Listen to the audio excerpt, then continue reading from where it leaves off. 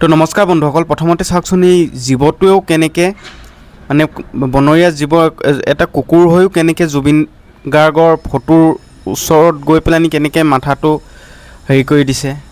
সি এটা জন্তু হয়, তথাপিও জুবিনদাৰ নোহোৱা কমিটো মেহচুচ কৰিছে, কিন্তু আমাৰ মানুহে আজি সেইটো পাহৰি গৈছে, হয়নে নহয় কওকচোন বাৰু। আৰু এই যে দেখিছে ৰাস্তাবোৰত যে ইমান মানুহবিলাক যে নামি আহিছে, মানুহবিলাক পাগল নে কি? চৰকাৰৰ চকুত নপৰে নে কি?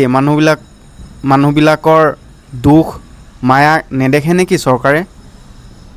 কি কৰি আছে চৰকাৰ? নিৰ্বাচনৰ পিছত ইমানেই বলিয়া হৈ গৈছে যে জুবিনদাৰ ন্যায় ক'ত?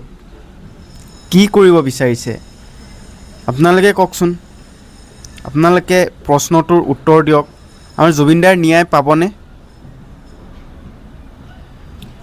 আৰু দ্বিতীয় কথাটো হৈছে নিৰ্বাচনৰ ভোটটো আমাৰ জুবিনদাই কি কৈছে শুনকচোন। ভোট দিয়াটো আপোনাৰ কথা, আপুনি কাক চিলেক্ট কৰিব আপুনি তাক ভোট দিব, এইটো বেলেগ কথা।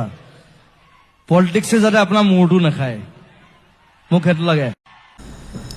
শুনিলে নহয়, যি কৈছে আপোনাৰ মনৰ পৰা দিব, কিয়নো এই মানুহবিলাক যে ৰাজপথত নামি আহিছে ইহঁত পাগল নহয়, ঠিক আছে। জুবিনদাৰ নোহোৱাৰ